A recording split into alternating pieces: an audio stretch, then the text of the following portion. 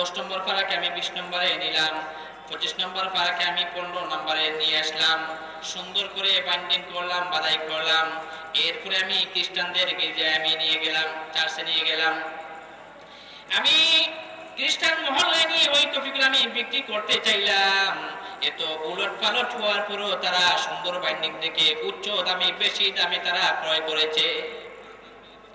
যখন উচ্চ দামে ক্রয় করেছে আমার অনেক টাকা লাভ হয়ে গেল। এরপরে আমি চেষ্টা করলাম কোরআন শরীফকে এমনিভাবে বিকৃত করে আমি কপি কপি করে বিক্রি করব। কোরআন শরীফে আমি প্রথম পারাকে 8 নম্বর পারায় নিলাম, 5 নম্বর পারাকে আমি 12 নম্বর পারায় নিলাম, 15 নম্বরকে আমি 18 নম্বর পারায় নিলাম, 30 নম্বর পারাকে আমি 10 নম্বর পারায় নিয়ে আসলাম। এমনি ভাবে বাইন্ডিং করে করে সুন্দর করে প্যাকেট করে আমি বিকৃত করে কোরআন শরীফ মুসলমানদের মসজিদের সামনে নিয়ে গেলাম বিক্রির জন্য। প্রত্যেকটা মুসলমান হাতে, কিন্তু এইটা দেখে কোন একজন মুসলমান আমাকে টাকা দিয়ে গ্রহণ করলো না, বিনা পয়সায় দিলাম। এরপরও তারা বিনা পয়সা ওই কোরআনের কপি নিতে চাইল না।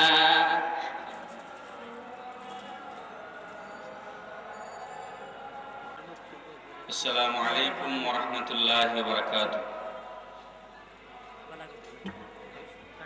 আসসালাতু ওয়াসসালামু আলাইকা সাইয়্যিদি ইয়া রাসূলুল্লাহ। আসসালাতু ওয়াসসালামু আলাইকা সাইয়্যিদি ইয়া হাবিবাল্লাহ। আসসালাতু ওয়াসসালামু আলাইকা সাইয়্যিদি ইয়া রাহমাতাল লিল আলামিন।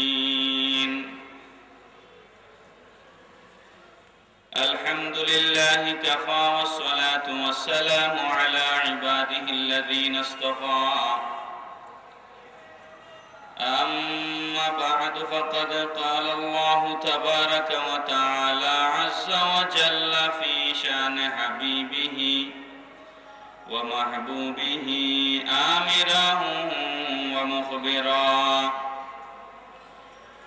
إن الله وملائكته يصلون على النبي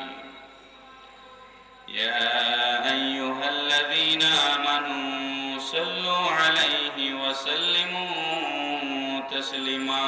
اللهم صل على مولانا محمد وعلى آل سيدنا مولانا. جو محبت پڑھی اللهم صل على سيدنا مولانا محمد وعلى آل سيدنا مولانا محمد. দেহ গরকে কাবা করে মন যেন হয় মদিনা, সেই মদিনায় খুঁজে পাবে মুহাম্মদী ঠিকানা। আল্লাহুম্মা সাল্লি আলা সাইয়্যিদিনা মাওলানা মুহাম্মদ ওয়া আলা আলি সাইয়্যিদিনা।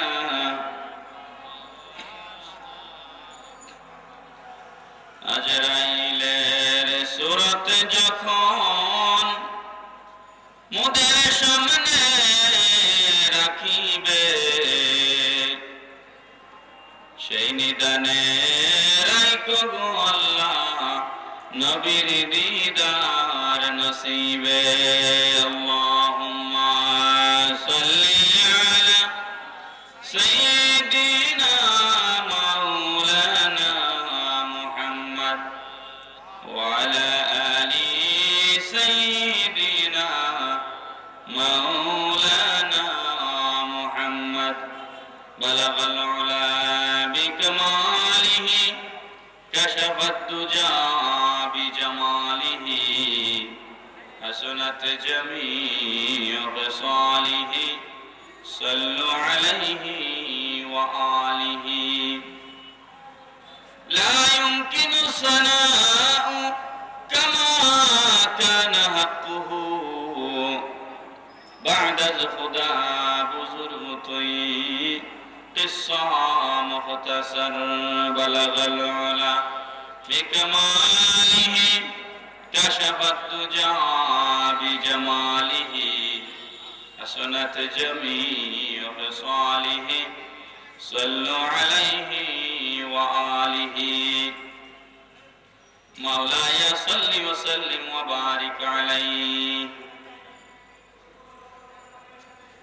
আঞ্জুমানে খুদ্দামুল মুসলিমিন বাংলাদেশ সিলেটের উদ্যোগে ঐতিহাসিক রেজিস্ট্রারি ময়দান সিলেটে আয়োজিত পঞ্চম বার্ষিক পবিত্র দরসুল কোরআন মাহফিল 2013 এর মহতারাম সভাপতি পীরে তরিকত আলহাজ আব্দুল মতিন খান সৈফি সাহেব, পীর সাহেব খানকায়ে নকশবন্দি মুজাদ্দিদি মোহাম্মদী সৈফি, ইসলামাবাদ, সিলেট। আজকের মাহফিলের প্রধান অতিথি সারা বিশ্বে আহলে সুন্নাত ওয়াল জামাতের একনিষ্ঠ খাদিম, আন্তর্জাতিক সমাজসেবক, আমেরিকার মদিনার আলো light off the earth USA এর প্রতিষ্ঠাতা ও সম্পাদক আলহাজ মোহাম্মদ আব্দুল ওয়াহিদ টুপন সাহেব, আজকের মাহফিলের প্রধান মুদাররিস, চট্টগ্রাম নেসারিয়া কামিল মাদ্রাসার সুযোগ্য অধ্যক্ষ, ইসলামিক ফ্রন্ট বাংলাদেশের সম্মানিত মহাসচিব শাইখুল হাদিস হযরতুল আল্লামা জৈনুল আবদিন জুবাইর সাহেব মাদ্দাজিলুল আলী, মঞ্চে উপস্থিত হযরত মাওলানা মুফতি আব্দুল লতিফ সাহেব, হযরত মাওলানা দেলওয়ার হোসেন জালালি সাহেব সহ উলামায়ে কেরাম, বুজুর্গানে দ্বীন, স্কুল, কলেজ, মাদ্রাসা, বিশ্ববিদ্যালয়ের ছাত্র ভাইরা, প্রিয় সিলেটবাসী, আঞ্জুমানে খুদ্দামুল মুসলিমিনের উদ্যোগে পঞ্চমবারের মতো দরসুল কোরআন মাহফিল অনুষ্ঠিত হতে যাচ্ছে। আমরা মহান আল্লাহ রব্বুল আলামিনের দরবারে অসংখ্য অগণিত শুকরিয়া আদায় করি যে রব্বুল আলামিন আহকামুল হাকিমিন এই পবিত্র ঈদে মিলাদুন নবী সাল্লাল্লাহু তাআলা আলাইহি ওয়াসাল্লামের বরকতময় এই মাসে কোরআনুল কারীমের দর্সের মাহফিল আয়োজন করার তৌফিক দিলেন। আমরা সবাই পড়ি আলহামদুলিল্লাহ। মুহতারাম হাজিরিন, নির্দিষ্ট বক্তা রয়েছেন, নির্দিষ্ট বিষয়বস্তুর উপরে আলোচনা করবেন কোরআনুল কারীম থেকে। আমি সংক্ষিপ্ত সময়ে কোরআনুল কারীমের উপরে কিছু কথা বলার চেষ্টা করব ইনশাআল্লাহ। সূরা বাকারার প্রথম দিকে আল্লাহ রাব্বুল আলামিন ইরশাদ ফরমাচ্ছেন, যালিকাল কিতাবু লা রাইবা ফীহি হুদাল লিল মুত্তাকিন। This is the scripture wherein there is no doubt, a guidance unto those who fear Allah. আল্লাহ রাব্বুল আলামিন ইরশাদ ফরমাচ্ছেন, এটা এমন এক কিতাব যে কিতাবের মধ্যে কোনো সন্দেহ নাই। হুদাল লিল মুত্তাকিন, এই কিতাব হচ্ছে মুত্তাকিদের জন্য হেদায়েতকারী। এই কিতাবের ভিতরে, কোরআনুল কারীমের ভিতরে মুত্তাকিদের জন্য হেদায়েত রয়েছে। সুবহানাল্লাহ পড়ি। কোরআনুল কারীমের ভিতরে, কোরআনুল কারীমের আয়াতে কারীমাগুলোকে আমরা যদি ভাগ করি, তিন ভাগে কোরআনুল কারীমের আয়াতে কারীমাগুলোকে ভাগ করে আলোচনা করা যায়। এক ভাগ হচ্ছে বিধিবিধান, ইংরেজিতে বলা হয় ল এন্ড অর্ডার, বাংলায় আমরা বলি বিধিবিধান, আইন শৃঙ্খলা, নিয়ম কানুন সংশ্লিষ্ট কোরআনুল কারীমের ভিতরে রয়েছে 500 আয়াতে কারীমা। সুবহানাল্লাহ বলুন। যে আয়াতে কারীমাগুলোর ভিতরে সুদের কি বিধান, ঘুষের কি বিধান, জিনা করলে তার শাস্তি কি আছে, ওজনে মাপে কম দিলে তার কি শাস্তি হবে, স্বামী স্ত্রী সম্পর্কের ধরন কি হবে, বিয়ের বিধান কি, তালাকের বিধান কি, ব্যবসা বাণিজ্যের বিধান কি, দেশ পরিচালনার বিধান কি, এই সমস্ত বিধিবিধান কোরআনুল কারীমের ভিতরে আছে না নাই? জোরে বলুন না, আছে না নাই? আছে। কতগুলো আয়াতে? 500 আয়াতে কারীমা কোরআনুল কারীমের ভিতরে রয়েছে, যেগুলোকে বলা হয় হুকুম এবং আহকাম। 511 আয়াতে কারিমা কোরআনুল কারীমের ভিতরে রয়েছে, যেগুলোকে বলা হয় scientific indications in the holy Quran. কোরআনের ভিতরে বিজ্ঞানের নিদর্শন। কোরআনের ভিতরে বিজ্ঞান। কোরআনের ভিতরে বিজ্ঞান আছে না নাই? জোরে বলুন না, আছে না নাই? আমার আল্লাহ রাব্বুল আলামিন ইরশাদ ফরমাচ্ছেন, ইয়াসিন ওয়াল কুরআনিল হাকীম ইন্নাকা লামিনাল মুরসালিন। Yasin, by the Quran full of wisdom, O Muhammad sallallahu alaihi wasallam are indeed one of the apostle. আল্লাহ রাব্বুল আলামিন ইরশাদ ফরমাচ্ছেন, বিজ্ঞানময় কোরআনের শপথ, নিশ্চয় আপনি রাসূলগণের অন্তর্ভুক্ত। জোরে বলুন সুবহানাল্লাহ। তো কোরআনুল কারীমের ভিতরে বিজ্ঞান আছে না নাই? কোরআন মহাগ্রন্থ আল কোরআন এটা বিজ্ঞানময় কোরআন। বিজ্ঞান সংশ্লিষ্ট 511 আয়াতে কারিমা কোরআনুল কারীমের ভিতরে রয়েছে। গেল কত 500 হচ্ছে হুকুম আহকাম, আর 500 আয়াতে কারিমা হচ্ছে বিজ্ঞান। 511 এই 1011 আয়াত বাদ দিলে কোরআনুল কারীমের ভিতরে আর যে আয়াতে কারিমাগুলো আছে সেগুলোকে আল্লাহ রাব্বুল আলামিন বলেন, নাহনু নাকুসু আলাইকা আহসানাল কাসাসি বিমা আওহাইনা ইলাইকা হাযাল কুরআন। উত্তম কিচ্ছা ইতিহাস কোরআনুল কারীমে সন্নিবেশিত করেছেন আল্লাহ রাব্বুল আলামিন। জোরে বলুন সুবহানাল্লাহ। কোরআনুল কারীমের ভিতরে ইতিহাস আছে না নাই? আদ সামুদ ফেরাউন জাতির ইতিহাস, নমরুদের ইতিহাস, সাদ্দাত কিভাবে ধ্বংস হয়েছে তার ইতিহাস, ইব্রাহিম আলাইহিস সালামের সাথে নমরুদ কি রকম বেয়াদবি করেছে তার ইতিহাস, মুসা আলাইহিস সালামের সাথে ফেরাউন কি বেয়াদবি করেছে তার ইতিহাস কোরআনুল কারীমের ভিতরে আছে না নাই? তো কোরআনুল কারীমের আয়াতে কারিমাগুলোকে 3 ভাগে ভাগ করা যায়। এক ভাগ হচ্ছে হুকুম আহকাম, আরেক ভাগ হচ্ছে বিজ্ঞান, আরেক ভাগ হচ্ছে ইতিহাস। এই 3 ভাগে কোরআনুল কারীমের আয়াতে কারিমাগুলোকে ভাগ করে আলোচনা করা যায়। আমি অত্যন্ত সংক্ষিপ্ত সময়ে আপনাদের সামনে কোরআনের সাথে বিজ্ঞানের কি সম্পর্ক আছে সেটা একটু আপনাদের সামনে আমি দেখানোর চেষ্টা করব। বাকি দিকে যাওয়ার সুযোগ হবে না। কোরআন এন্ড সায়েন্স এই বিষয়ে আমি আপনাদের সামনে সংক্ষেপে কিছু কথা বলার চেষ্টা করব ইনশাআল্লাহ। মুহতারাম হাজিরিন, আল্লাহ রাব্বুল আলামিন সূরা বাকারার 260 নম্বর আয়াতের মধ্যে ইরশাদ ফরমাচ্ছেন, وَإِذْ قَالَ إِبْرَاهِيمُ رَبِّ أَرِنِي كَيْفَ تُحْيِي الْمَوْتَى।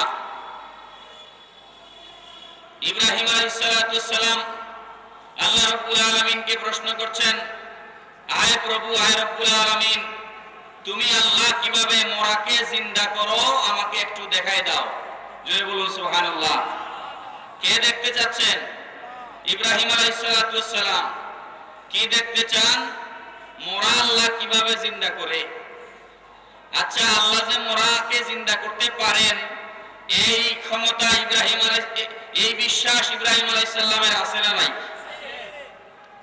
আল্লাহ মরাকে জিন্দা করতে পারেন এই বিশ্বাস জলিল কদর পয়গম্বর ইব্রাহিম আলাইহিস সালামের আছে না নাই? তো ইব্রাহিম আলাইহিস সালাম আবার জানতে চায় কেন? ইব্রাহিম আলাইহিস সালাম বলেন, ওয়াইজ ক্বালা ইব্রাহিম রাব্বি আরিনি কাইফা তুহিল মাউতা। আল্লাহ বলেন, হাবিব আমার, স্মরণ করুন ওই সময়ের কথা যখন ইব্রাহিম আমাকে বলেছিল, আয় প্রভু তুমি কিভাবে মরাকে জিন্দা করো। ক্বালা ওয়ালাম তুমিন। ইব্রাহিম আল্লাহ রাব্বুল আলামিন জবাব দিচ্ছেন, ও ইব্রাহিম, আমি যে মরাকে জিন্দা করতে পারি এটা কি তোমার বিশ্বাস হয় না? সুবহানাল্লাহ বলুন। কে বলতেছেন? আল্লাহ। আল্লাহ সুবহানাহু ওয়া তাআলা ইব্রাহিম আলাইহিস সালামকে বলেন, ক্বালা ওয়ালাম তুমিন। ও ইব্রাহিম, আমি যে মরাকে জিন্দা করতে পারি এটা তোমার বিশ্বাস হয় না? ক্বালা বালা। ইব্রাহিম আলাইহিস সালাম বলেন, বিশ্বাস হয় না মানে অবশ্যই বিশ্বাস হয়। সুবহানাল্লাহ বলুন। ওয়ালাকিন লিয়াতমাইন্না কলবি। আয় প্রভু রব্বুল আলামিন, তুমি যে মরাকে জিন্দা করতে পারো এই বিশ্বাস আমার আছে, তবে কিভাবে তুমি মরাকে জিন্দা করো এটা দেখাই দিলে আমার আত্মা শান্তি হয়ে যায়। জোরে বলুন সুবহানাল্লাহ। ইব্রাহিম আলাইহিস সালাম দেখতে চান আল্লাহ রাব্বুল আলামিন কিভাবে মরাকে জিন্দা করে, এটা দেখিয়া ইব্রাহিম আলাইহিস সালাম নিজের আত্মাকে শান্তি করতে চায়।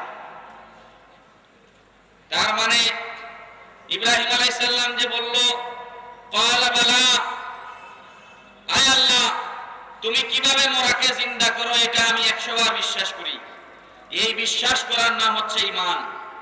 এই বিশ্বাসের নাম কি? ঈমান। ওয়ালাকিন লিয়াতমাইন্না কলবি, দেখাই দিলে আমার আত্মা শান্তি পায়, এই দেখার নাম হচ্ছে বিজ্ঞান। দেখার নাম কি? বিজ্ঞান। একটা উদাহরণ দিলে বিষয়টা বুঝবেন। একজন আপনার কপালে হাত দিয়ে বলল যে আপনার তো কপাল মারাত্মক গরম, আপনার জ্বর উঠেছে।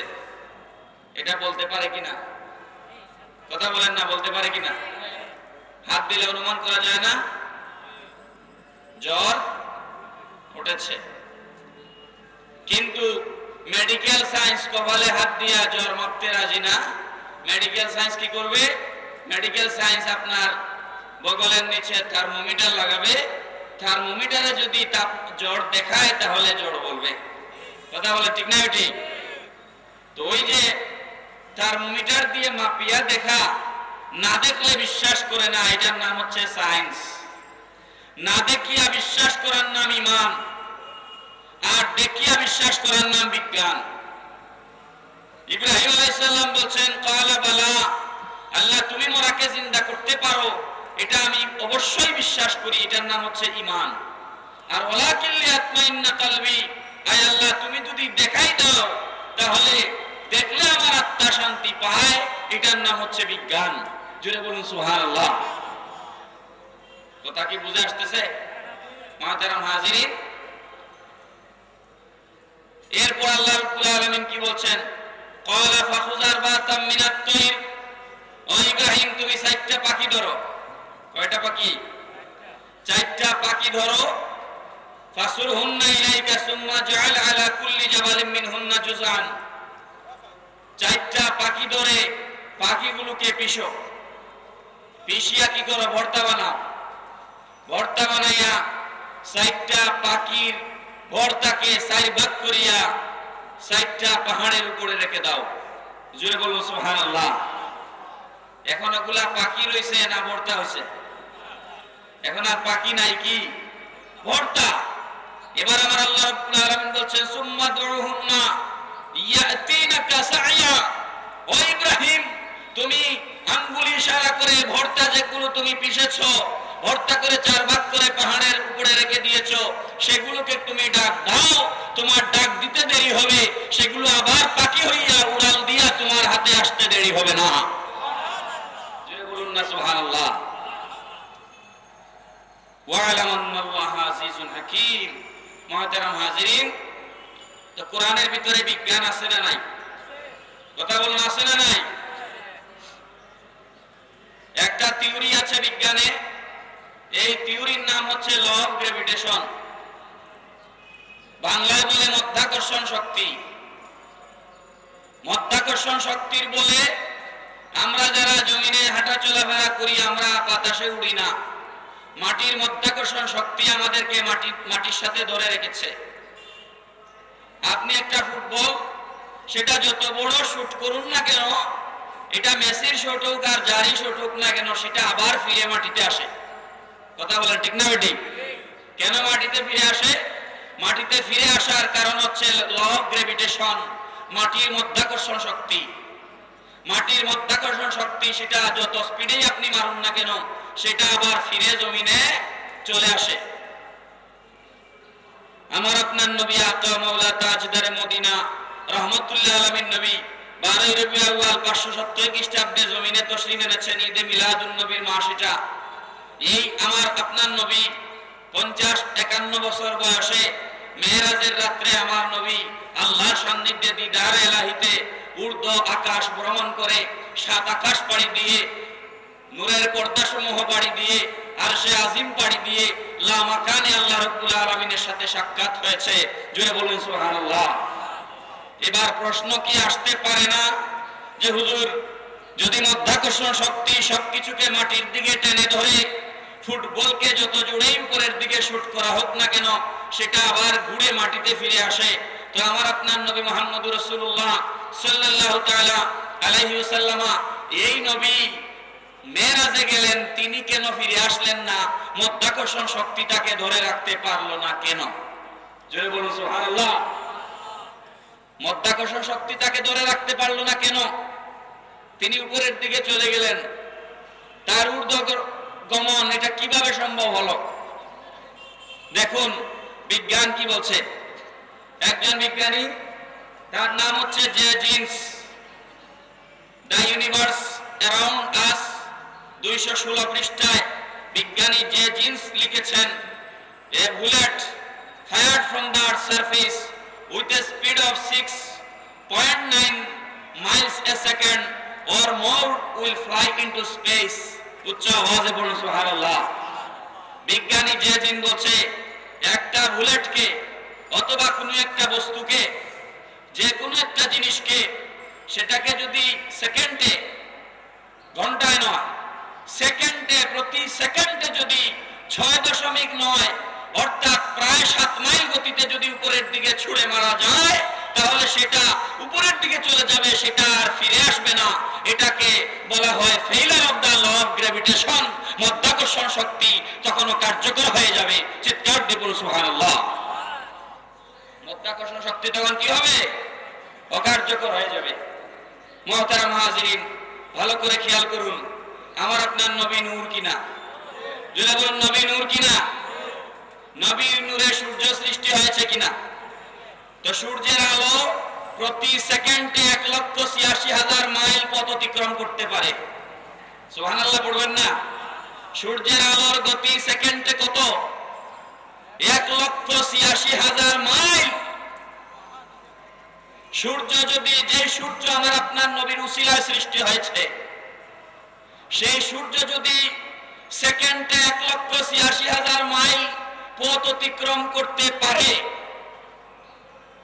যেই নবীর উসিলায় সূর্য সৃষ্টি হয়েছে, সেই নবীর নূরের গতি সেকেন্ডে কত লক্ষ কোটি মাইল হতে পারে? সুবহানাল্লাহ বলুন। এই জন্য বিজ্ঞানী যে জিন্সের বক্তব্য অনুযায়ী সেকেন্ডে যদি 7 মাইল গতিতে একটা বুলেটকে উপরের দিকে ছুড়ে মারা যায়, তাহলে আর সেটা ফেরত আসবে না। এটাকে বলা হচ্ছে failure of the law of gravitation. মাধ্যাকর্ষণ শক্তিও কার্যকর হয়ে যাবে। আমার আপনার নবী নূরের নবী, মেরাজের রাত্রে তার নূরানি সুরতে মেরাজ হয়েছে। তার নূরের গতি সূর্যের আলোর গতির চাইতে হাজারো কোটি গুণ বেশি। এই কারণে মাধ্যাকর্ষণ শক্তি তাকে টেনে ধরে রাখতে পারে নাই। তিনি ঊর্ধ্ব আকাশ ভ্রমণ করতে সক্ষম হয়েছেন। উচ্চ আওয়াজে পড়ুন সুবহানাল্লাহ। আমাদের মতো কোন জড়দেহী মানুষের পক্ষে মেরাজে যাওয়া সম্ভব নয়। মুহতারাম হাজিরিন, ইসলামের সাথে বিজ্ঞানের কোনো কন্ট্রাডিকশন নাই। ইসলামের সাথে বিজ্ঞানের কোনো দ্বন্দ্ব নাই। কোরআনের সাথে বিজ্ঞানের কোনো দ্বন্দ্ব নাই। আমি কয়টা উদাহরণ আপনাদের সামনে দিব, আমার হাতে সময় বেশি নেই। নবীজি সাদা পোশাক পছন্দ করতেন। সাদা পোশাক ছিল নবীজির সবচেয়ে প্রিয় পোশাক। এই জন্য দেখবেন আমাদের দেশের মানুষেরা, উপরে আমরা যত কালো লাল যাই পড়ি না কেন, ভেতরে একটা সাদা গেঞ্জি আমরা পড়ি, ঠিক না বেটি? আমাদের চামড়ার সাথে লাগানো যে পোশাকটা সেটা হচ্ছে সাদা। কেন? আপনি কালকে বা সে বিকেল বেলা স্টেডিয়াম মার্কেটে গিয়ে একজন ডাক্তারকে জিজ্ঞেস করুন, বলবে যে সাদা পোশাক স্কিন ক্যান্সার প্রতিরোধ করে, চামড়ায় যেন ক্যান্সার না হয়, এটার জন্য সাদা পোশাক মারাত্মক রকমের উপকারী। সুবহানাল্লাহ বলুন। তাহলে বিজ্ঞান আর ইসলামে কোনো দ্বন্দ্ব আছে? কোনো দ্বন্দ্ব নেই। দাড়ি রাখা ইসলাম সুন্নত করেছে। আমার নবী দাড়ি মোবারক রেখেছেন না? এই দাড়ি মোবারক, এটা কত বিজ্ঞানময় দাড়ি। যাদের মুখে দাড়ি আছে, মেডিকেল সায়েন্স বলে তাদের দাঁতের মাড়ি শক্ত হয়। সুবহানাল্লাহ বলুন। দাঁতের মাড়ি শক্ত হয় এবং মুখের মধ্যে কোনো ধরনের শাল, ব্রণ এগুলো উঠে না। সুবহানাল্লাহ বলুন না। এই জন্য দেখবেন দাড়িওয়ালা মানুষের চেহারা কত সুন্দর। দেখিয়েন আপনারা পরীক্ষা করে। যারা সারাদিন আফটার শেভ, বিফোর শেভ, এই শেভ সেই শেভ, দেখবেন মুখে শাল উঠতেছে, ব্রণ উঠতেছে, কিন্তু দাড়িওয়ালা মুখের মধ্যে শাল ব্রণ এগুলো নাই। দাড়ি এগুলাকে প্রোটেকশন দেয়। জোরে বলুন সুবহানাল্লাহ। মুহতারাম হাজিরিন, এইডস নামে একটা রোগ আছে, আছে না নাই? এইডস, এই এইডস এর জীবাণু মানুষের শরীরে কোথা থেকে আসছে? এইডস এর সোর্স কি? এইডস কোথা থেকে হয়? পৃথিবীতে 2.5 কোটি আফ্রিকার 2.5 কোটি জনগোষ্ঠী এইডসে আক্রান্ত। গোটা বিশ্বের প্রায় 4 কোটি মানুষ এইডস আক্রান্ত। এর মধ্যে প্রায় 5 লক্ষ শিশু আছে এইডস আক্রান্ত। আমাদের পার্শ্ববর্তী দেশ ভারতে 40 লক্ষের উপরে মানুষ এইডস আক্রান্ত। ভারতের সাথে আমাদের ট্রান্স বর্ডার বাউন্ডারির সম্পর্ক আছে। আমাদের 3 দিকে ভারতের বর্ডার, ঠিক না বেঠিক? এই কারণে টেকনাফ সীমান্ত দিয়ে, আর ওইদিকে হচ্ছে মংলা সমুদ্র বন্দর, ওইদিকে ভারতের সাথে আমাদের আদান প্রদান আছে। এই জন্য বাংলাদেশে এই পর্যন্ত 2010-11 সাল পর্যন্ত 365 জন এইডস আক্রান্ত রোগী ধরা পড়েছে। এটা ভারতের সাথে আমাদের বাউন্ডারি আছে বলে। ভারতের সাথে যদি আমাদের বাউন্ডারি না থাকতো তাহলে মুসলমানদের মধ্যে এইডস হইতে পারে না। সুবহানাল্লাহ পড়ুন। কেন এইডস হইতে পারে না আমি ব্যাখ্যা দিচ্ছি আপনাদেরকে সংক্ষেপে। মুহতারাম হাজিরিন, আল্লাহুম্মা সাল্লি আলা সাইয়্যিদিনা মাওলানা মুহাম্মদ ওয়া আলা আলি সাইয়্যিদিনা। একটু মহব্বতে দুরূদ শরীফ পড়লে অসুবিধা আছে? একবার দুরূদ শরীফ পড়লে 10টা গুনাহ মাফ হয়, 10টা সওয়াব হয়, 10টা মর্যাদার স্তর বেড়ে যায়। আল্লাহুম্মা সাল্লি আলা মাওলানা মুহাম্মদ ওয়া আলা আলি সাইয়্যিদিনা মাওলানা। উড়ে জড়ে বাংলার হাওয়া, ওড়ে জড়ে মদিনা, এ জামাতে সালাম দিও, নবীজির পাক রওয়া যায়। আল্লাহুম্মা সাল্লি আলা মাওলানা মুহাম্মদ ওয়া আলা আলি সাইয়্যিদিনা মাওলানা মুহাম্মদ। মুহতারাম হাজিরিন, এইডস কেন হয়? এই যে 2.5 কোটি আফ্রিকান, সারা বিশ্বে 4 কোটি এইডস আক্রান্ত মানুষ রয়েছে। পার্শ্ববর্তী দেশ ভারতে প্রায় 40 লক্ষ এইডস আক্রান্ত মানুষ রয়েছে। এই এইডস আক্রান্ত হওয়ার পেছনে মূল কারণ কি? অনেকগুলো কারণ আছে, আমি 2-1টা আপনাদের সামনে বলবো। এইডস এর মূল কারণ হচ্ছে অবাধ যৌন মিলন। স্বামী স্ত্রীর বাইরে জেনা ব্যভিচারের মাধ্যমে এইডস ছড়ায়। বলুন নাউযুবিল্লাহি মিন যালিক। ইসলাম জেনা ব্যভিচারের বিরুদ্ধে না পক্ষে? জোরে বলুন। ইসলাম জেনা ব্যভিচারকে সাপোর্ট করে? তো ইসলাম যেহেতু জেনা ব্যভিচারকে সাপোর্ট করে না, কেউ যদি জেনা ব্যভিচারের ধারে কাছে না যায় তাহলে এইডস হওয়ার সম্ভাবনা নাই। তো ইসলাম না মানলেই এইডস হবে। আল্লাহ রাব্বুল আলামিন বলেন ওয়ালা তাকরাবুজ জিনা, খবরদার তোমরা জেনা করা তো দূরের কথা, জেনার নিকটেও যাও না। ইন্নাহু কানা ফাহিশাতাও ওয়া সাআ সাবিলা। জেনা হচ্ছে অশ্লীলতা এবং নিকৃষ্ট পন্থা। পড়ুন নাউযুবিল্লাহি মিন যালিক। তাহলে 1 নাম্বার আমরা বুঝলাম এইডস ছড়ায় জেনা ব্যভিচারের মাধ্যমে। তো জেনা ব্যভিচার ইসলামে আছে? নাই। তো যারা সত্যিকার অর্থে মুসলমান তাদের মধ্যে এইডস ছড়াতে পারে না, 1 নাম্বার। 2 নাম্বার হচ্ছে সমকামিতার মাধ্যমে এইডস ছড়ায়। সমকামিতার ব্যাপারে কোরআনুল কারীমে আল্লাহ রাব্বুল আলামিন বিস্তর বর্ণনা দিয়েছেন। একটা সাগর আছে, এটাকে বলা হয় ডেড সি, বাংলায় বলা হয় মৃত সাগর। ডেড সি বাংলায় কি বলা হয়? মৃত সাগর। এটা কোথায়? জর্ডানে। কোথায়? জর্ডানে ডেড সি রয়েছে, মৃত সাগর। এই সাগরের নাম মৃত সাগর হওয়ার পিছনে কারণ হচ্ছে লূত আলাইহিস সালাতু ওয়াস সালামের যুগে কিছু মানুষ পুরুষে পুরুষে সমকামিতায় লিপ্ত হয়েছিল। আল্লাহ রাব্বুল আলামিন তাদের উপরে আযাব দিয়েছিলেন। সেই আযাবের কারণে ওখানে গর্ত হয়ে একটা সমুদ্র তৈরি হয়ে গিয়েছে। সেই সমুদ্রে কোনো প্রাণী বাঁচে না আল্লাহর আযাবের কারণে। এই কারণে এটাকে ডেড সি বলা হয়।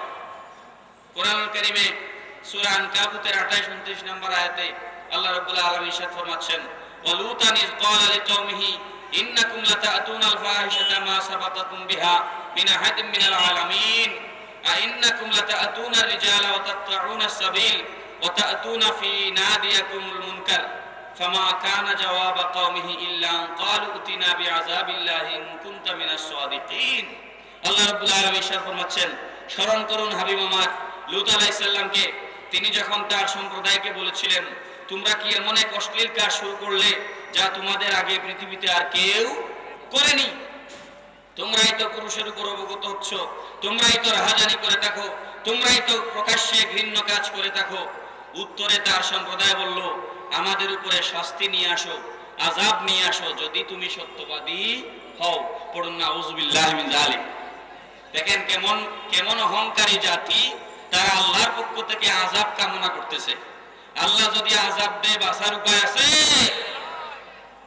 তো লূত আলাইহিস সালামের সম্প্রদায় ধ্বংস হয়ে গেল, ডেড সি হলো। এটা 2 নম্বর কারণ। 3 নম্বর আরেকটা কারণ আছে, সেটা হচ্ছে আফিম, গাঁজা, মাদক দ্রব্যের অবাধ ব্যবহার। এটাও এইডস ছড়ানোর একটা কারণ। কোরআনুল কারীমে আল্লাহ রাব্বুল আলামিন এগুলোকে নিষেধ করছেন। কিভাবে নিষেধ করছেন? ইয়া আইয়ুহাল্লাযীনা আমানু ইন্নামাল খামরু ওয়াল মাইসিরু ওয়াল আনসাবু ওয়াল আজলামু রিজসুম মিন আমালিশ শাইতান ফাজতানিবুহু লাআল্লাকুম তুফলিহুন। আল্লাহ রাব্বুল আলামিন বলেন, হে ঈমানদারগণ, তোমরা মদ খাওয়া ছেড়ে দাও, তোমরা জুয়া ছেড়ে দাও, তোমরা পাশা খেলা ছেড়ে দাও, তোমরা তীর নিক্ষেপ ছেড়ে দাও। এগুলো হচ্ছে শয়তানি কাজ। এগুলো কি কাজ? শয়তানি কাজ। ফাজতানিবুহু, এগুলো থেকে তোমরা বেঁচে থাকো, লাআল্লাকুম তুফলিহুন, যদি তোমরা সফল কাম হতে চাও। সম্ভবত তোমরা সফল কাম হবে। মুহতারাম হাজিরিন, এই যে প্রথম যে কারণটা বললাম, জেনা ব্যভিচার, এই জেনা ব্যভিচার কিভাবে সমাজে বিস্তার লাভ করে? তার মূল কারণ হচ্ছে বেপরদা। মূল কারণ কি? পর্দাহীনতা। কোরআনুল কারীম পর্দার বিধান দিয়েছে কিনা? কথা বলেন না, দিয়েছে কিনা? কেমন দিয়েছে? আমার আল্লাহ রাব্বুল আলামিন ইরশাদ ফরমাচ্ছেন, কুল লিল মুমিনিনা ইয়াগুদ্দু মিন আবসারিহিম ওয়া ইয়াহফাযু ফুরুজাহুম। ইয়া রাসূলুল্লাহ, মুমিন পুরুষদেরকে আপনি বলে দিন, তারা যেন তাদের চক্ষুকে নিচের দিকে অবনমিত রাখে, তারা যেন পরনারীর দিকে দৃষ্টি না দেয়, এবং তারা যেন তাদের লজ্জাস্থানের হেফাজত করে। জোরে বলুন সুবহানাল্লাহ। অন্য আয়াতে আল্লাহ রাব্বুল আলামিন ইরশাদ ফরমাচ্ছেন, ওয়া কুল লিল মুমিনাতি ইয়াগদুদনা মিন আবসারিহিন্না ওয়া ইয়াহফাজনা ফুরুজাহুম। ইয়া রাসূলুল্লাহ, মুমিন নারীদেরকে আপনি বলে দিন, তারা যেন পরপুরুষের দিকে তাদের চক্ষুকে অবনমিত রাখে, এবং তারা যেন তাদের লজ্জাস্থানের হেফাজত করে। এই কোরআনের বিধান যদি কোনো পুরুষ নারী মেনে চলে, তাহলে আর জেনা ব্যভিচার সংগঠিত হবে?